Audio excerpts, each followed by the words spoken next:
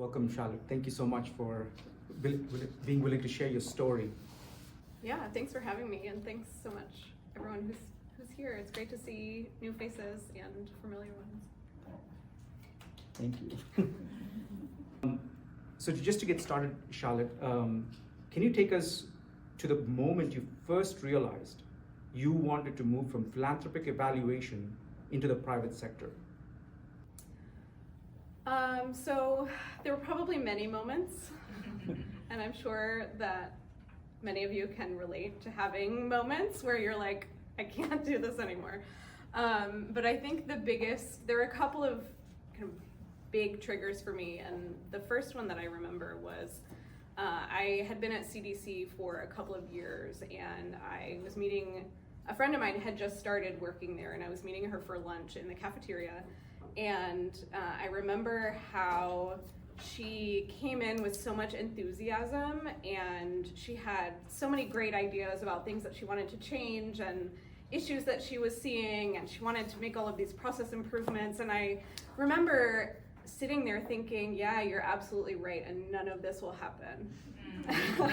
And it was just that feeling of like seeing so many fresh, young, energetic people coming in with these great ideas and so much passion and drowning in bureaucracy. And I think that was true for myself too. I really felt that energy kind of seep out of me, and I got to a place where I felt just kind of blah about being there, and I wasn't having those excited moments of I want to make this better, I want to really be engaged in a way that makes my brain work and makes me excited about being here. So that was kind of I think the biggest moment that made me realize, this is not how I want to feel at a place where I am spending 40 plus hours of my day, my week.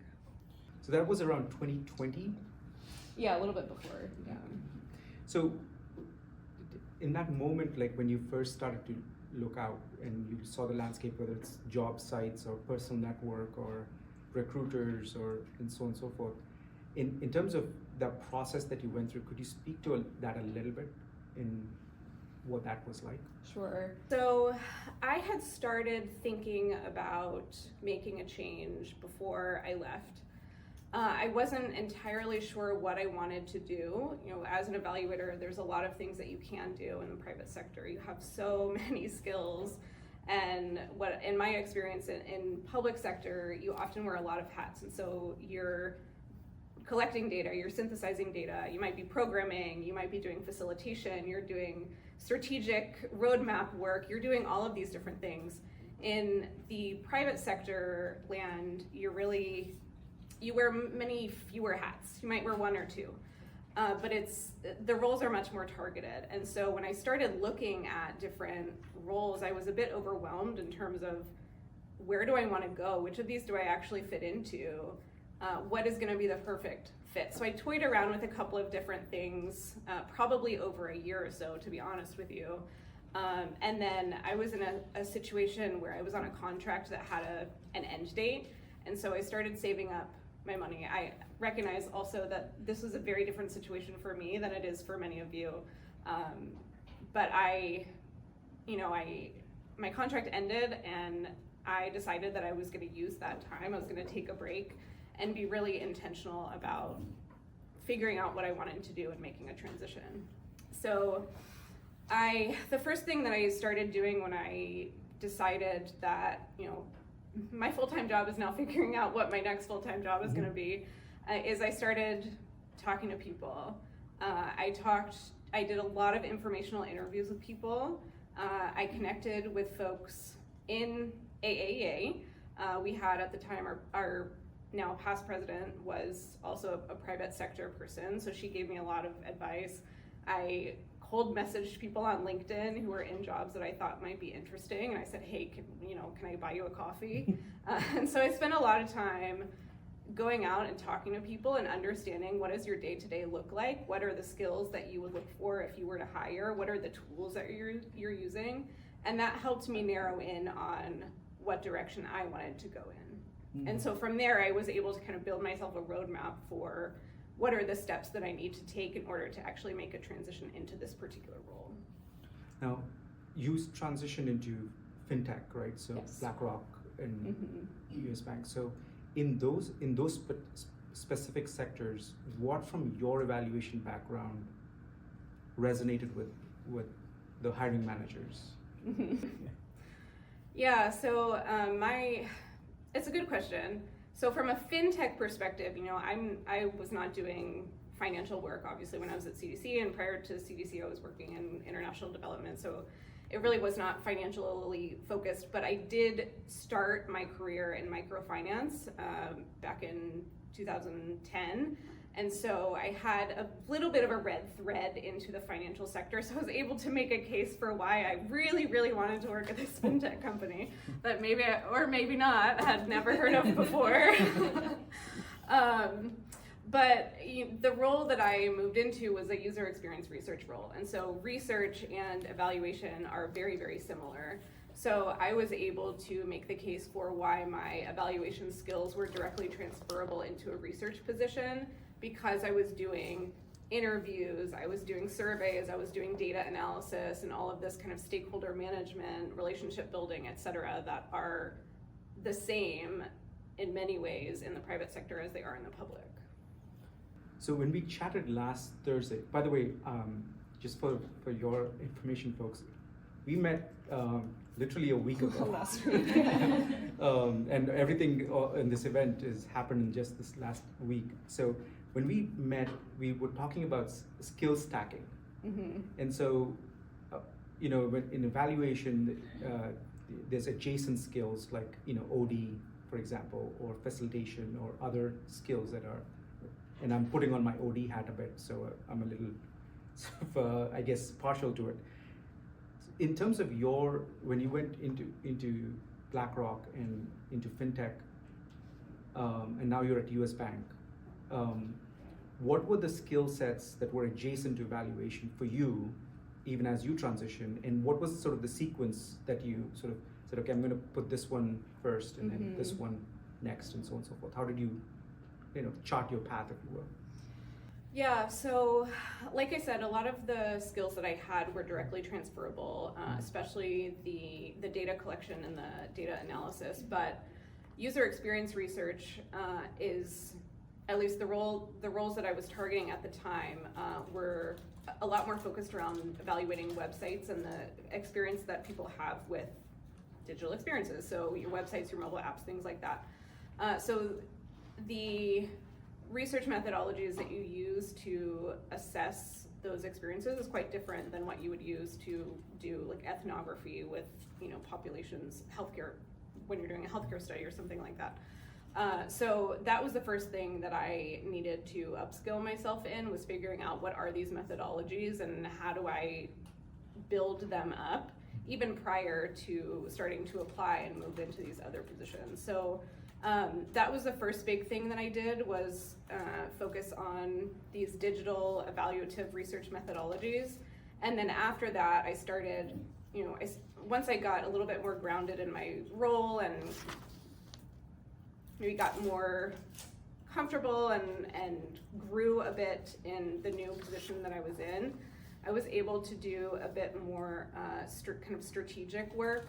And so I started focusing on different facilitation methodologies and participatory research methodologies that can incorporate both kind of service design as well as digital product design, and some non-digital product design as well. But that was kind of my trajectory, was focus on these not lower level skills, but more tactical, like evaluative methodologies. Evaluative, not in the sense that we think of evaluation, but in the sense of digital design assessment, and then on these more kind of bigger strategic methodologies that you can use for kind of larger, higher visibility projects. If I could just double tap that a little bit, double click that a bit. Could you just define user research and so compare and contrast a bit for those who have no background in that? I will do my best. I will say I will give you my definition. which is not necessarily what everyone else thinks. But so within private sector, we talk about user research and we talk about customer research, typically are the terminologies that we use. In my mind, they're the same thing. In other people's minds, they're not necessarily the same thing. That's what the definition I'm going to give you. So essentially, it is looking at designing products and services for a customer and taking their perspectives into account when we are creating those experiences, whether that be, building a new credit card or a new banking product, or looking at a website or a mobile application to figure out how we can make that work best for people. So it's the program design piece is probably the thing that's most similar to what those of you who are in evaluation are doing today. And then the digital piece is really looking at tactically, how does someone click through a website to complete an application, or what is the process that they go through to meet with, a banker and then go to their computer or their app and complete an application and then receive their card and activate it, or whatever that process might look like. So what would be some hard skills in that? So as opposed to soft, some of the soft skills that you learned in evaluation would transfer quickly, I'm imagining, but were there any hard skills like Figma design or like things like that you picked up along the way? Yeah, honestly, not really. So I took, and this was very specific to me, so it depends on the role that you're applying for in the company and the position. Customer experience research roles can vary a lot from company to company, and even within a company can be very different from each other. So for me, I did take a couple of courses on like Adobe Analytics and Google Analytics and that sort of thing. I have never once used it. And I did a little bit of Figma. I actually did take, I had a company funded General Assembly course on user experience design. Never use it. It's not something that I need in my day-to-day. So from a tools perspective, there are tools that I have learned, but there's nothing that I think is absolutely critical, because there are so many things out there that it's going to depend on the company, it's going to depend on the role.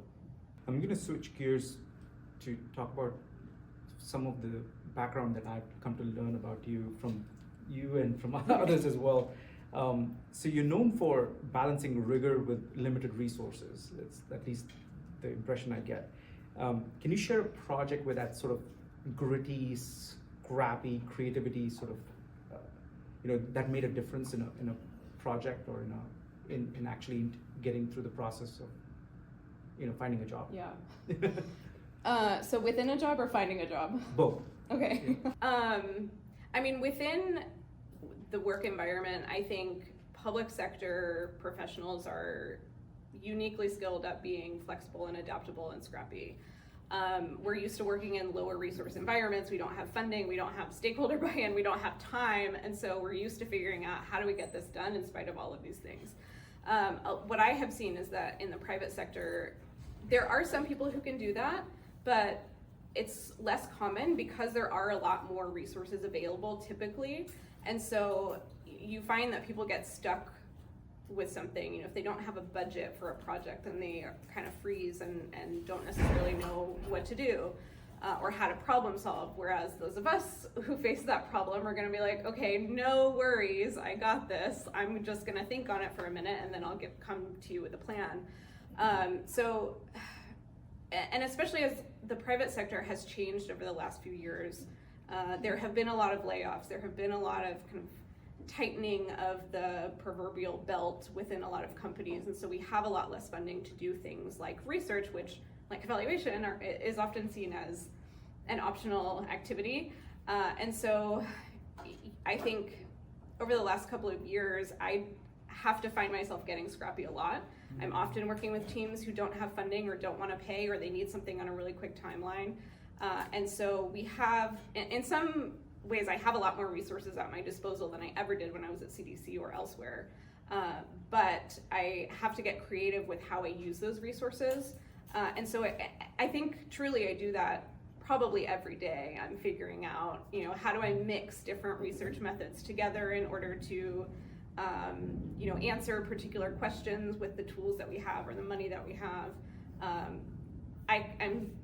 One example is we were doing a project around, obviously, a banking product, and we were looking to understand people's experiences with a particular product, not ours, but just in general, and we didn't have the funding for it, so we figured out, myself and my colleague figured out how we could request access to get Reddit on our work computers, and then we posed as people who were shopping for this particular banking product and were asking questions on Reddit and then collecting information from people who were answering.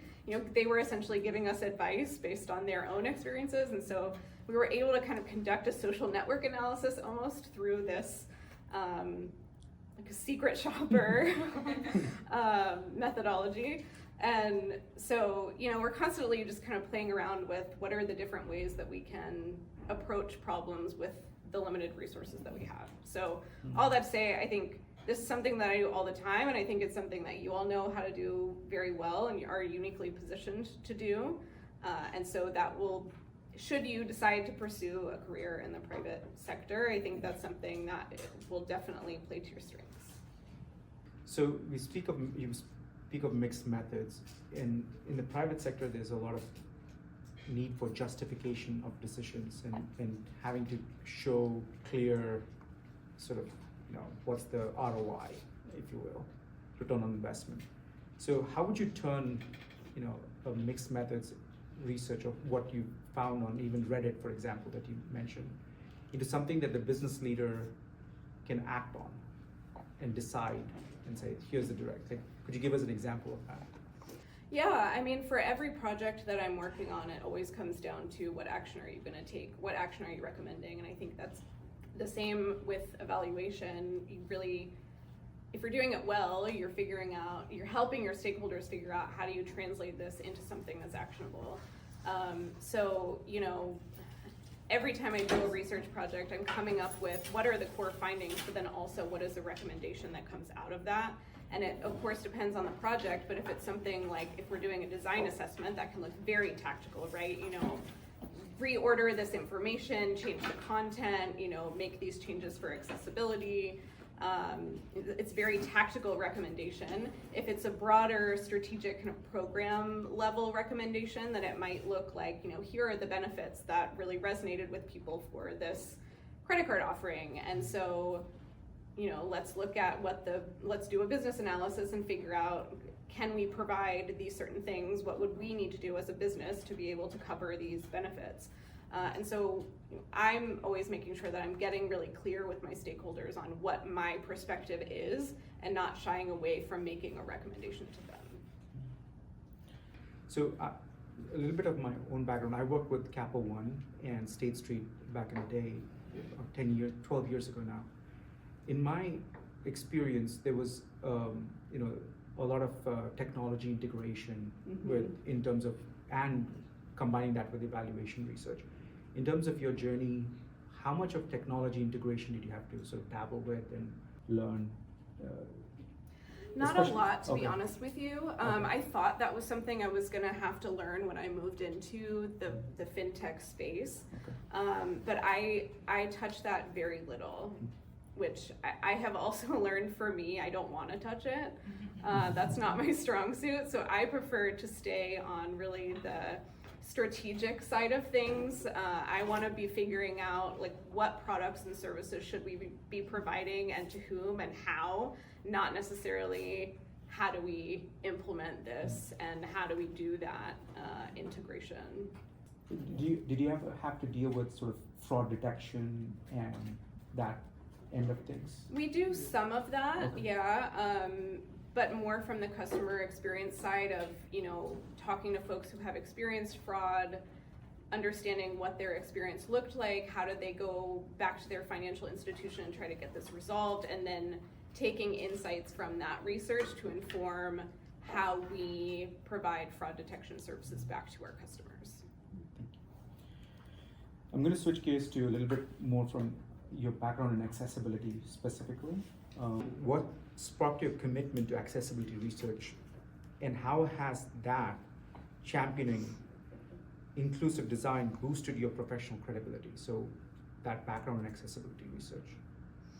So accessibility, web accessibility is something that, is obviously quite important. We have a lot of federal regulations around it. So all companies have to comply with they have to meet certain standards when it comes to usability of their sites and services by people who have all kinds of disabilities and impairments. I did not really come from a tech background when I moved into fintech, so this is something that I had obviously heard of before, but I didn't really know much about it. When I moved to my current company, I started with a mentor who was actually doing a lot of research around screen reader use. And we had at the time a pretty decent network of accessibility specialists who were on call to make sure that teams were implementing the standards correctly, but also kind of going beyond just the bare federally regulated minimums for accessibility. And so, being someone who came from a mission-driven background, now working in a corporate space, which actually has been more mission-driven than I ever expected it to be. But as I grew a relationship with this person who was my mentor and grew a relationship with these people who are around me who were preaching the importance of accessibility, I decided it was something that I really wanted to learn about. And so I started working with the folks at our company and started to me, it seemed very intuitive that if you do, at the time, most of the research on accessibility was focused on, okay, we have this design, can someone with a screen reader use it? To me, it made a little bit more sense to back up even before that and say, what if we include people with disabilities in our upfront research before we even design anything, before we even decide what program or service we're going to offer? And then won't we have a better design to then test with these folks? And so I kind of made it my mission to learn how to do accessibility-focused research on the front end kind of strategic level, which was not something that anyone at the company or really in the industry that I could find was doing. And so because I had this network of support around me of people who were helping me figure this out, I eventually got to a point where I was doing 80% of my research was accessibility focused research. And I went on to then give several conference presentations about it because not very many people in the industry were doing it yet. Now I think it is more common, which is great. And because of that, you ask how it boosts my professional credibility. I think, obviously having conference presentations is a good thing. It signals to people that you know what you're doing. I don't know if it means that you know what you're doing, but it does send that signal. And I think for me, what's most important is that it also communicates to potential employers that I am a mission-driven person. Like, I care about the mission of your company. I'm not just here because I care about how much money you're making or how much profit we're making for your shareholders. There's something a little bit deeper for me. And for a customer experience professional, I think that's very important because that's what we're supposed to do, is care about the customers. So you specialize in accessibility research. Yes. But when you started back in just before 2020, did you think that you were going to land there? Okay. So what was that point where you said, you know what, this is the area I'm going to sort of hone into? What was that inner voice or gut feeling or? It really was just because I had a mentor who specialized in it or who was doing a lot of it at the time. And so that was my first real introduction to it. And when I learned about it, it just made so much sense to me that this is something we should be doing. So your mentor prompted that for you to recognize that? Yeah. So would you recommend then to have sort of a professional mentor person? Well, now she's just a good friend. I think if you can find a professional mentor, that's great. I wouldn't necessarily say that I have one. I would love to have one. I think you can get by without one, but if you can find one, great. How would you go about looking for one? I'm just curious. What would you say? there's no one there's no one saying I'm a professional mentor, right? So Yeah. how would you go about like finding someone like that? I mean, I want to find a professional. Yeah, I know. I think for me, I mean, when I think about that question, a few people come to mind as folks that I could reach out to and who I would want to learn from.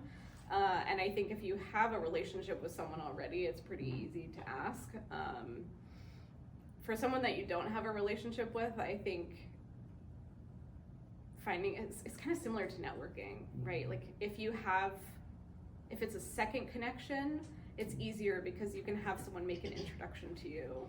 But I wouldn't necessarily cold reach out to someone and say, hey, you know, your LinkedIn is impressive, will you mentor me? Because we're all very busy and they're just not gonna respond to you.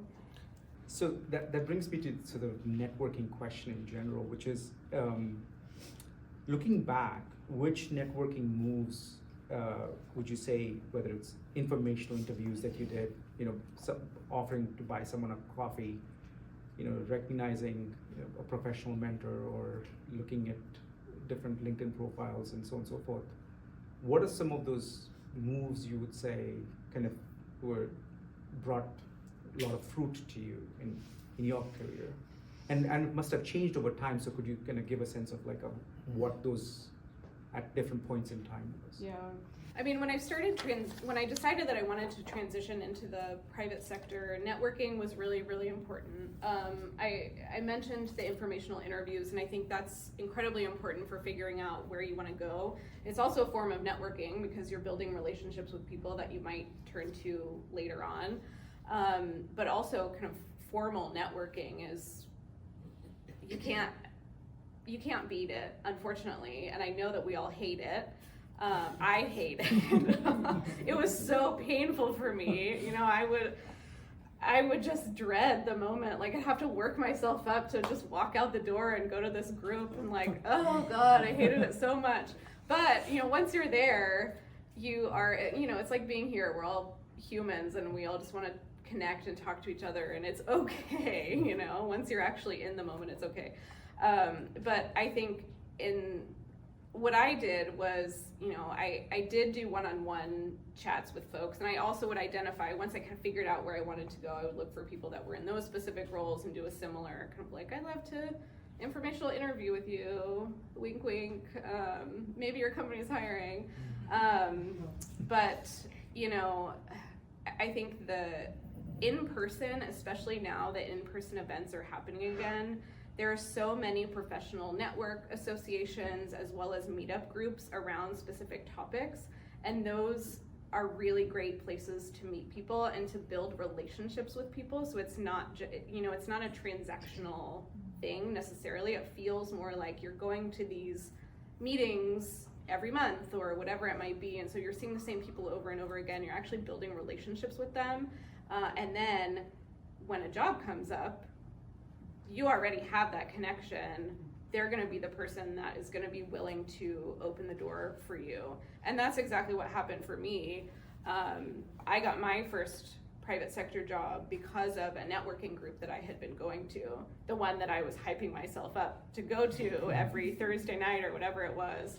But I had met someone several times who then the company that he worked for had a job open up, and I then scheduled a one-on-one time with him. He referred me to the hiring manager, and things worked out. And it was obviously luck and timing and all of that plays a factor as well.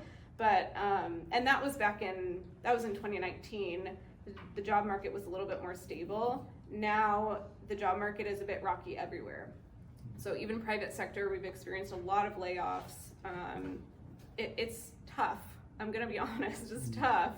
And because of that, you need to have people. You need to have your network. So that's what I think was most important for me when I transitioned, and I think is most important now. And I will say, because you asked about how it changes over time, the one thing that I would do differently is I really let my network drop after I got my first job, and then I got my second private sector job pretty easily.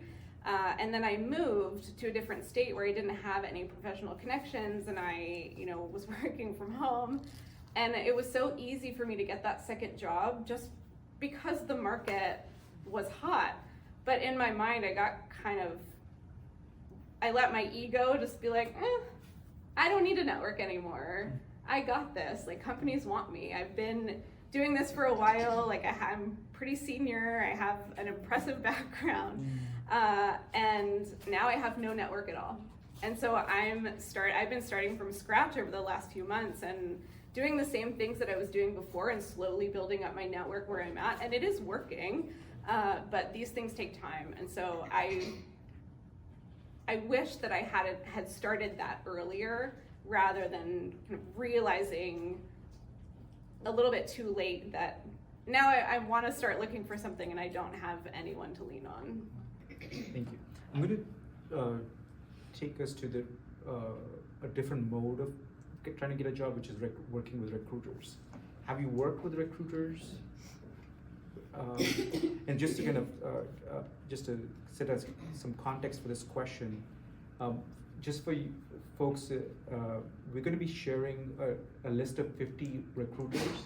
So if you're an AAEA member, it'll be posted on the AAEA website. So you can, once you log in, you should be able to access the spreadsheet of the contact information of 50 recruiters.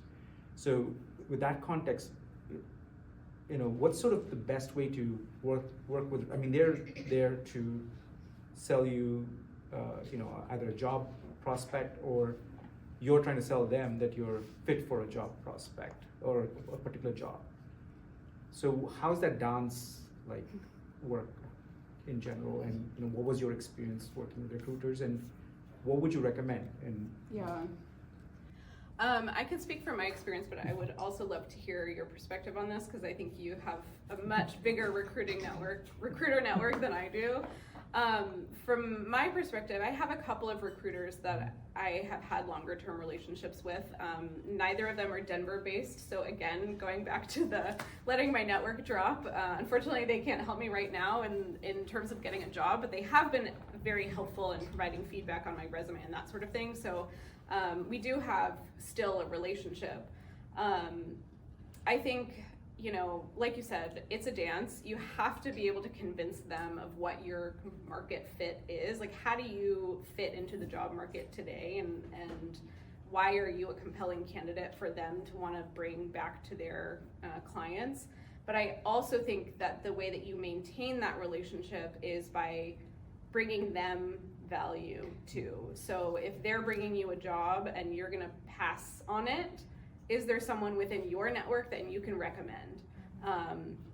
Or, even if it's just you read an interesting article about a hiring trend or something and you want to send it to them, like, what are the ways that you can add value to their professional lives in the same way that you're asking them to provide value to yours?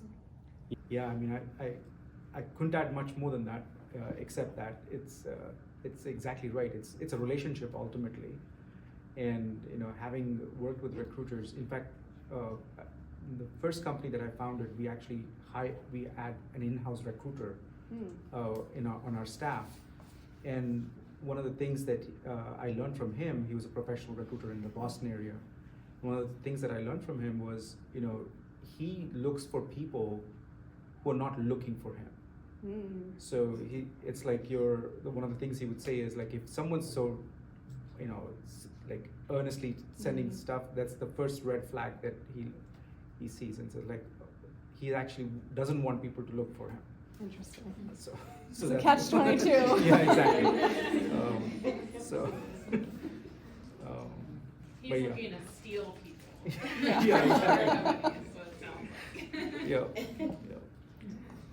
So I wanted to go back to some of the sort of the outcome-based thinking that you see in private sector, and a big thing is OKRs and KPIs and so key performance indicators and objectives and key results, and so that mindset. In your experience, sort of what are some of those KPIs that you had to sort of present to the business leaders you work with, that's at strategic levels or even at tactical sort of team Yeah. level? I mean, ultimately, in private sector, it all comes down to money. So if you can tie things back to revenue generated or revenue saved, that's going to be the biggest thing. We can't always do that. I will say, before I say that, that was one of the biggest learnings for me, because coming from public sector, I had done some cost assessment stuff and kind of return on investment, but I really, we're never looking to generate revenue. It's more about the impact on the humans that are part of these programs. And so that was a big learning for me, was figuring out, like, how do you bring those two together? How do you bring the KPIs and OKRs related to the customer experience and what they want, and tie that together to the business objectives. But in terms of, what does that actually look like? I think from a strategic perspective, a lot of that I do try to bring back to money. So, for example, if I'm doing a strategic project around a new credit card, then I'm gonna tie my work back to how much revenue are we projecting from this over what amount of time, et cetera. What's kind of the increase in like applications or sales, ultimately sales. If it's more of a tactical, if it's a website thing, then we look at customer satisfaction, but that's a little bit like, it's a fluffier one. There's debates on whether or not it's actually meaningful, but you might look at things like time on task. So depending on where you're at, if you're working in the tech space, like if you're on Instagram, I imagine that the people working at Instagram want to keep you there as long as possible. For us, we, in fintech, we don't want to do that. Like, who wants to be on their banking app? Like, you're not going on there to have a good time. You want to get in, get out. And so time on task, but from a sense of like, how quickly are you getting to what you need and getting out? And then we also look at, when we launch a new digital service, can we look for a reduction in calls associated with that topic? And then that goes back to, again, money. So a lot of it comes down to money. But how much savings might we generate from, call center agents being able to focus on other things as opposed to, figuring out where your savings account is, or resetting your password, or whatever it might be. Did that feel, kind of Gross? just gross, yeah. Sometimes it does, yeah. Yeah. And going from a philanthropic sort of research background, again, back to my first question to private sector, are there things that you had to unlearn in the process? Oh, I love that question. One thing I will say is rigor. Coming from, I think that's less about public sector, private sector, but coming from the CDC and coming from a place where it's really important to publish, and so everything has to be really buttoned up and really rigorous. When I started in the private sector, that was my thing. I was like, yeah, we're doing qualitative research, but like we're gonna code everything, and we're gonna have a library, and we're gonna it's gonna be the way that I have always done it. And that really doesn't, first of all, it doesn't really work in the private sector, but also it doesn't matter. And so one of the things that I learned over time, and I just had a conversation with an old coworker about this, because we had gotten into some fights about it, where I was like, no, we need to do it this way. And she's like, what are you talking about?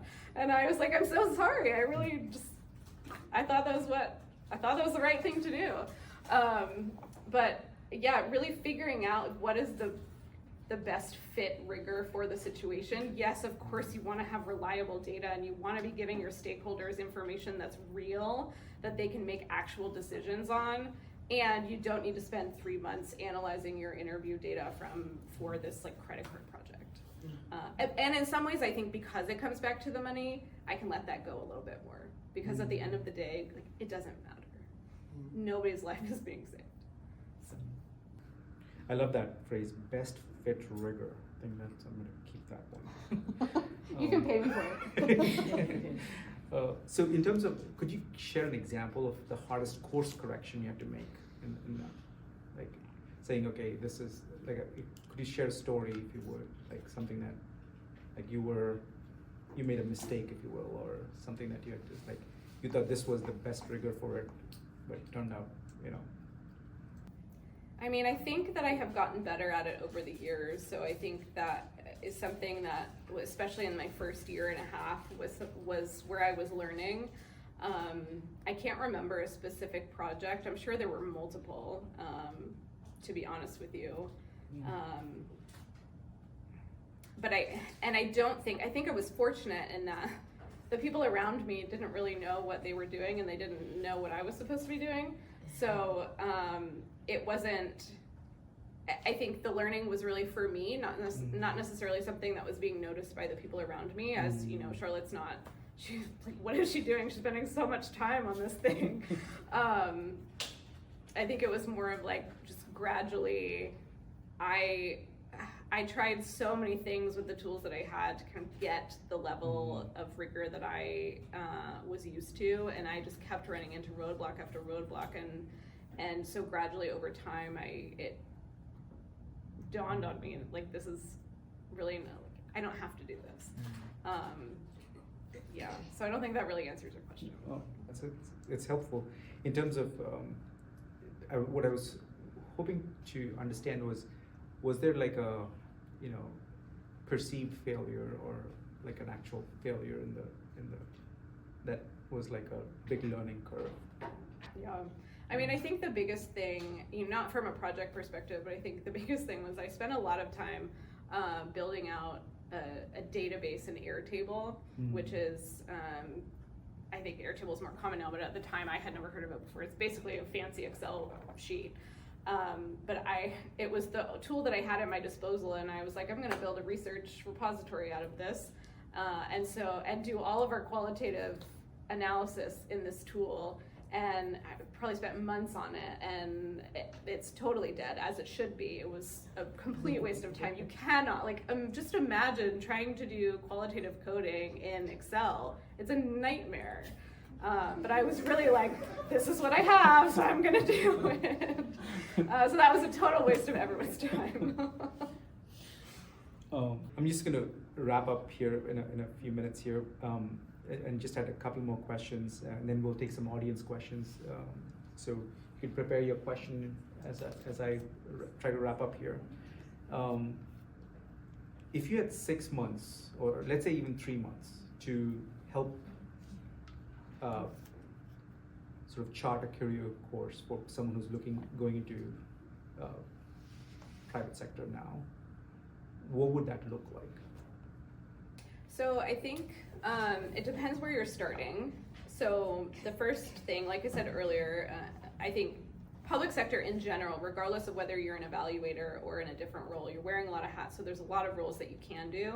So the first thing is figuring out which of those roles is appealing to you. It might be 1, it might be 3, 4, whatever it is, narrowing in on that a little bit. Is that the title of the Yeah, job? Okay. I would say title. Okay. And titles, it can vary by company to company, but just generally, like, do you want to go into data science? Do you want to be a business analyst? Do you want to be a UX researcher? Do you want to go into service design? And figuring out what those titles are, and then start talking to people, start networking.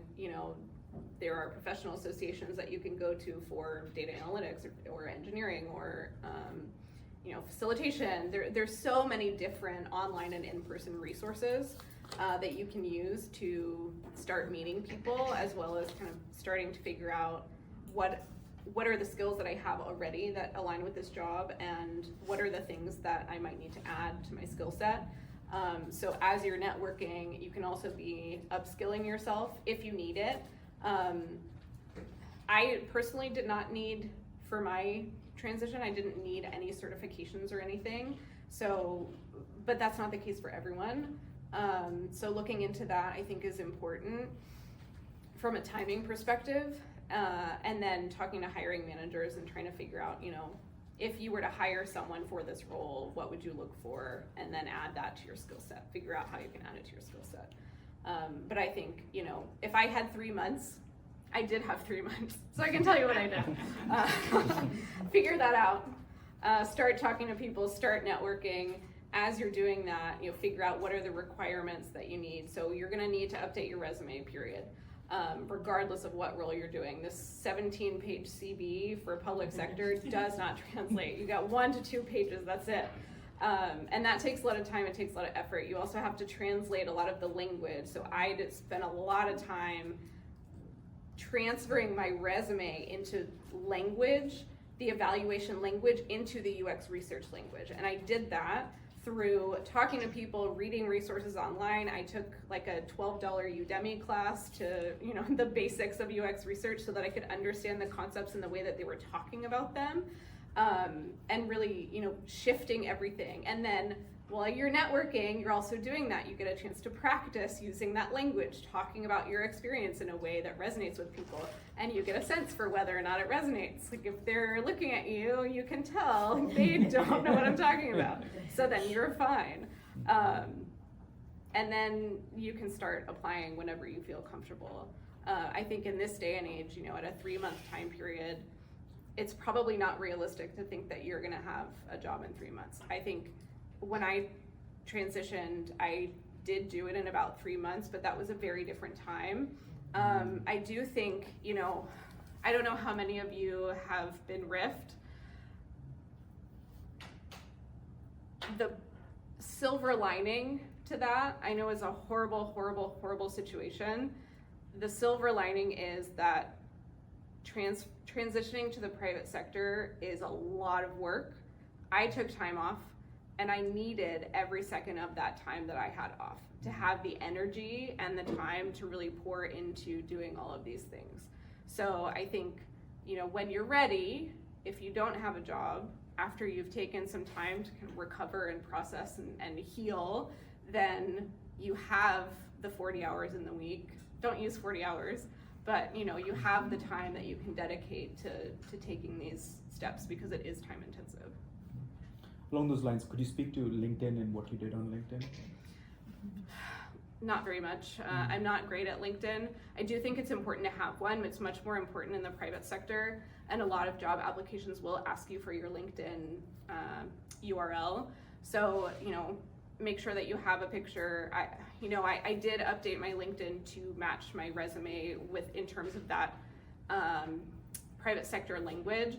I think it's a little bit tricky for those of us that do wear a lot of hats, because if you're applying to 3 or 4 different types of roles, how do you match your resume exactly it's a tricky balance, but I think there's no perfect way to do it. I wouldn't stress about it too much. I would just make sure that you have something that's kind of privatized on your LinkedIn, and then just take it from there. Did you get LinkedIn endorsements from folks that you knew? Honestly, no, I didn't. I just started doing that recently, so. And again, that may be more important now. It's hard to say. In my experience right now, there's not a lot coming through from recruiters, and I think that the recommendations and just LinkedIn in general it's much more helpful when recruiters are the ones pulling in the jobs, because they're going through and they're scanning for the keywords and the job titles and all of that to find people to bring to their clients.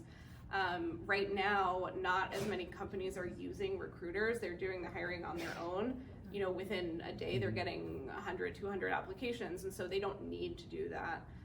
And so I think right now, your resume is much more important than your LinkedIn.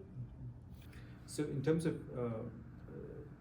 I just had one question, because someone sent me a message to ask this question around, while you were job searching, did you do any Upwork, sort of contracting on the side? I didn't. Okay. No, I didn't. What do you think of it in general? I think it's great if you can. One thing that I did do, which is not the same because it's not income generating, but I did do a number of more like volunteer projects, and that was to build my portfolio of work to be able to demonstrate that I had experience specifically with like the tech side of things, because I was fortunate to have some tech experience when I was at the CDC, but it was very different than private sector tech world. So I did do some of that to build my portfolio. I think doing contract work, if you have the capacity for it and you can generate it, great. while you're job searching. But I think it also depends, like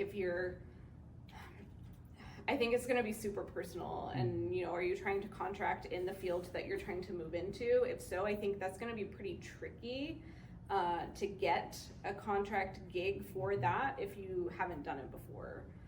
And if you're contracting within the space that you're moving out of, how much energy, I think then it's how much is coming in versus how much energy you're putting into it, and the time that it's taking away from you doing the thing that you want to be focusing on, which is, moving onward. All right, last round, which is a lightning round. So quick one-word answers, if you would. Most underrated skill in your talent stack?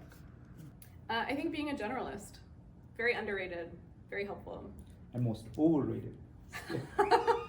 Meaning from the vantage point of your hiring manager, your teams, and Yeah, oh God, probably quantitative research, statistical stuff, so overrated. And As a qualitative person. No offense. and last question for me, which is one book you would give new researchers, new evaluators coming into the private sector. There's a lot. That's more than 3 words. Mm-hmm. I think for UX research specifically, there's a book called How to Think Like a UX Researcher by David Travis, or Travis David. The other thing that is not related to research, but a book that I read that I actually found quite useful was How to Dominate a Job Interview. It's a very short book. It talks a lot about like psychology and how to present yourself in a way. Because basically, how do you manipulate people into liking you so that they want to hire you? But for me, it was actually quite helpful. Or us introverts. Yeah, exactly. All right, so with that, I'm opening up the floor to anyone who has a question. If you can just raise your hand. I'm gonna have to repeat the question for the microphone, so just bear with us as we do that. Any questions? Yes. Charlotte, you talked a lot about the importance of the resume and trying to get some of the language right. I know a lot of private sector advice is to try to use numbers and impact, and that's really hard for us to, like as CDC researchers, for example, to demonstrate. Like, how would you navigate that, and what do you think of trying to do that? That is really tricky, and it's actually something that I struggle with even in the private sector, because my work is not always directly, I'm one part of a team, so it's, even if I can tie it directly back to the revenue, it's like, well, how much of it is actually for me, and oftentimes I don't even find out what happened to this thing, and so you can present impact in ways that are not always tied to numbers. You can also, it is really helpful to have numbers, but you can talk about like number of projects or number of people. You can pull in some of your data analysis, like numbers from your data, if that is something that feels fudgeable, like you can I think playing around with how you portray your impact. Something I did was I evaluated a $3.5 billion Yeah. contract, right? Like, it's not about me, but Yeah. did I evaluate that? Yeah. Yes, I did. Mhm. So yeah, you can throw numbers in there like that. Yep. Yeah, absolutely. Yes.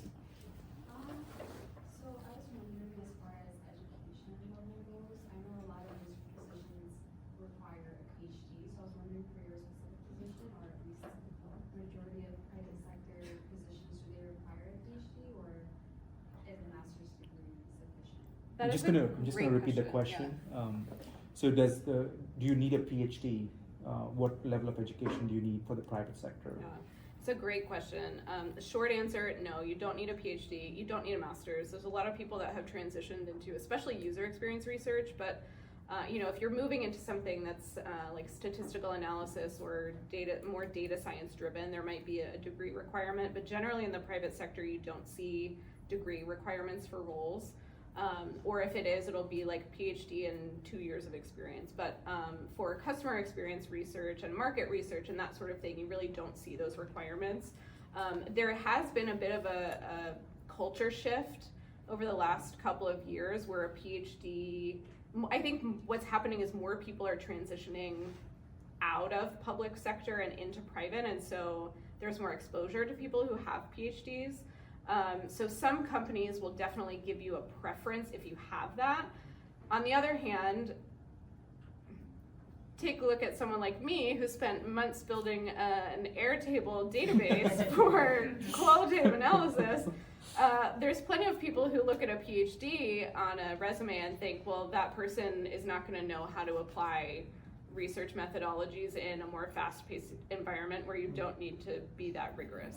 So there's a long way to say there's no requirement, and it really is going to depend on the hiring manager how they, if that matters to them at all, but it could be positive or negative. Yes. Okay, I actually have two questions. One's shorter, and that is, like, do you have recommendations for getting through to people on LinkedIn? Because I'll message and just not hear anything. Yeah. So that's part one. And then part two is, just thinking about, and I don't know, like, the extent of your career prior to your transition, but for some of us that have a little less time under our belts, maybe early to mid-career, do you have any, like, more examples about, or just, like, advice about how to navigate the transition when we don't necessarily have, like, 10 years of evaluation experience to back up this pivot to a UI job, for example? So for the first question about LinkedIn, I'm certainly not an expert on LinkedIn, so I think there are people who could speak to that far better than I can. In my personal opinion, I don't think there's a secret sauce. I think if you can, try to find a connection with them, like, oh, we went to the same school, or you posted this thing and I thought it was really interesting, I'd love to chat with you about it, rather than making it immediately transactional. Even me, I try to be really, like, open to people who message me, and I get annoyed if someone's like, hey, can you your company is hiring, can you refer me? Like, I never heard of you until this second, so no. But I think there are a lot of people who will be responsive, especially in this moment, and there's going to be at least that many people who will just not reply, and you have to find a way to just not be bothered by it and just keep trying until you get the people who do. Yeah, I can just add a couple of notes to that. LinkedIn Sales Navigator is a paid service on LinkedIn, and I definitely recommend it. You get a lot more sort of contacts and information, background. It's worth the money that you pay for it, I think. The other piece that's been helpful is just a Fiverr, like, even though the Fiverr service, there are people who work on that who can give a significant boost to your LinkedIn profile in the write-up of it in general. So both of those have been very helpful. First, I would say I don't think it's a big deal to not have, like, I don't think anybody cared that I had 10 years of evaluation experience. They didn't even understand what that is. So I think it's more about being able to communicate what skills you bring to the table, not necessarily how many years you've been doing it. Obviously, having 5 years is going to be more convincing than having 1. But I don't think it's a detractor to not have many, many years of experience. And one thing that I haven't mentioned that we talked about is that even for those that do have a lot of experience, and even for myself, when I transitioned, when you think about, like, levels, career levels, and also pay when you move into the private sector, it can be quite different. But I got a pay increase when I transitioned, but I also got kind of a decrease in seniority. And I think that's something that if you decide that you want to explore a private sector position, you should think about if you're comfortable doing that, because it is likely something that you will have to do, especially in this environment, this hiring environment. So, maybe you take an entry-level position and maybe it's lower paid, maybe it's higher paid. Is your ego comfortable with that? It was really difficult for me. I still struggle with that sometimes when I look at my peers who are similar age. who my perception is that they're, you know, much more successful than I am. But it is, you know, we're all on our different journeys, and if you're comfortable kind of going down and then making your way back up, I think it will be easier to make that transition. And I think that might be a bit harder for folks who have, you know, if you've been at CDC for 25 years or you've been an evaluator for 25 years, you're a lead, you're a, you know, you're top of the crop. I think it's harder mentally and emotionally, but I think it's also harder to convince a hiring manager that like you are open to take this entry level role. You're in fintech, but from your perspective, are there other industries or areas that you think people that have worked at CDC or do evaluation would be really great in that, like, people here, most of us probably public health people, right, haven't thought about? I think you can work anywhere. I can't think of a sector that you wouldn't be qualified to work in. I think because of your background, you might be most attractive to health tech companies, health insurance companies, anything that's kind of touching the broader health space. But I don't think that's the only option that you have. I really think that you can do anything. And that's also something that I haven't said, but that I think is really important to know is I've emphasized that transitioning is hard, it's a lot of work. You might have to go down in seniority, like I'm probably not selling it. But you guys are so smart. You are some of the brightest people in the country, if not the world. Like, you are so capable, you are adaptable, you are flexible, you are passionate. You can do any of this. Any role, any company would be so lucky to have you. And there will be a learning curve, but you will thrive if you decide to take this path.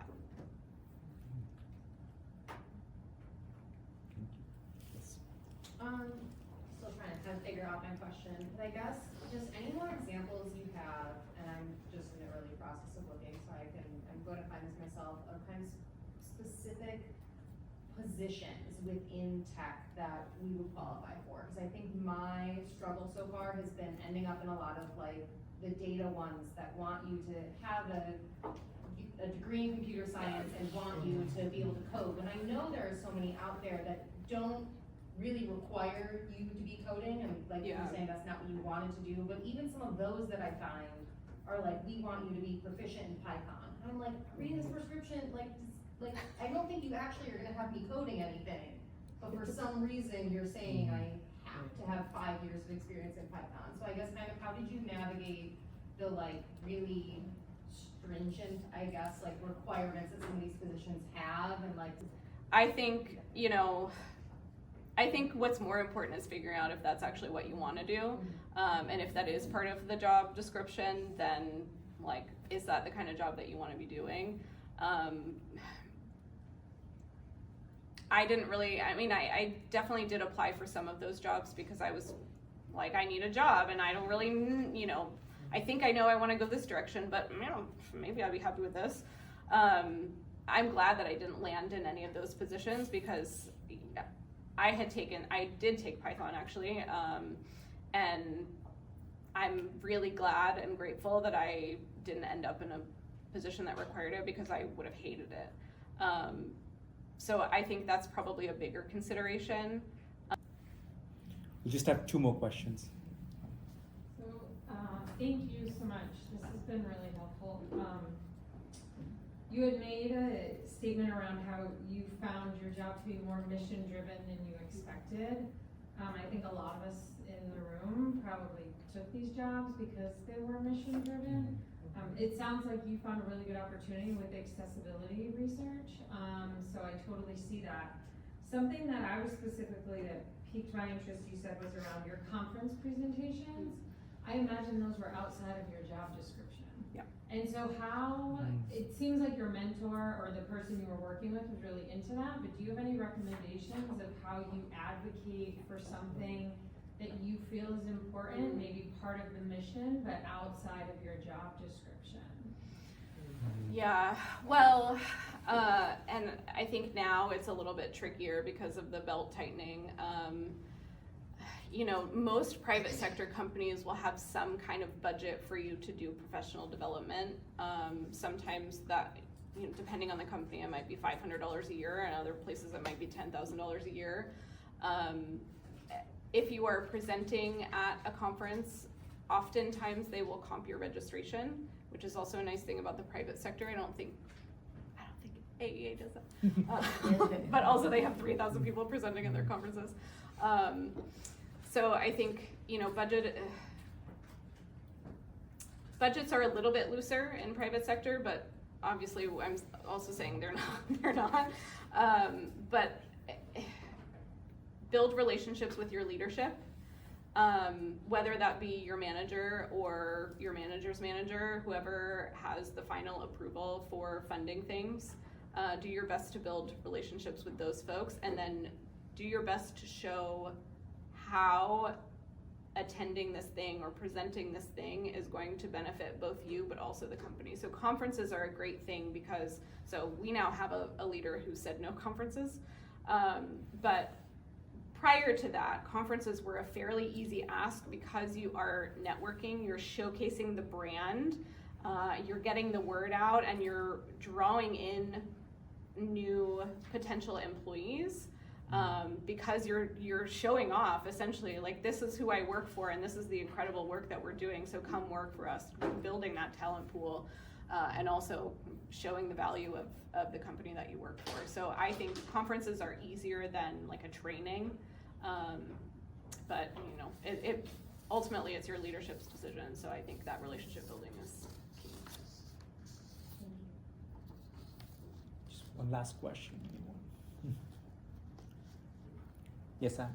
Yeah, I think kind of related to being like mission driven, I'm curious in terms of like the interviewing process or the job applications in general, how do you market, I guess, balance between being mission driven, also like the company, and I assume like private sectors are more into how they can improve their revenue, but how do you balance that in your applications and the whole process? Yeah, I mean, from a hiring perspective, I think it's important to say that you are, you know, you're improving the customer experience in order to achieve the business outcomes.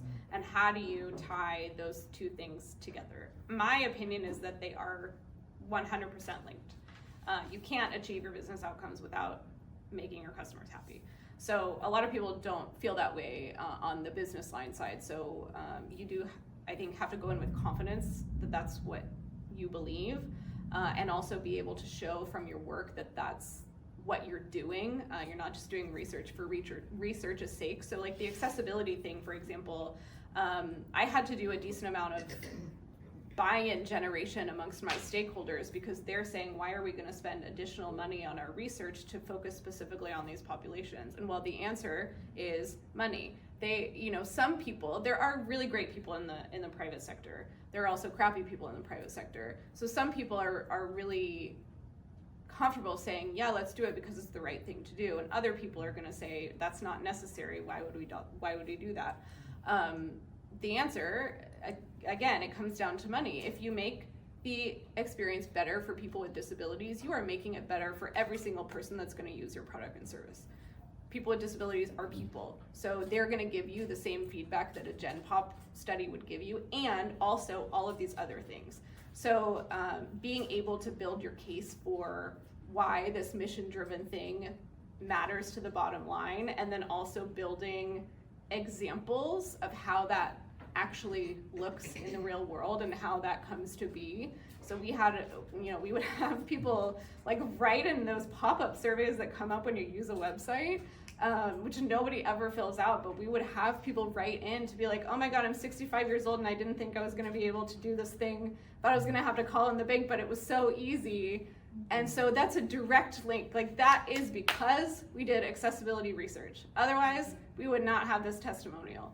So being able to build your portfolio of examples of how this thing that you're advocating for translates to the bottom line makes you much more effective at communicating that in the future. Charlotte, thank you.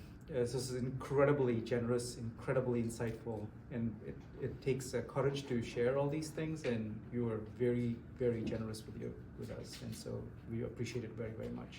Well, thank you for the questions. I'm sorry that I talked so much.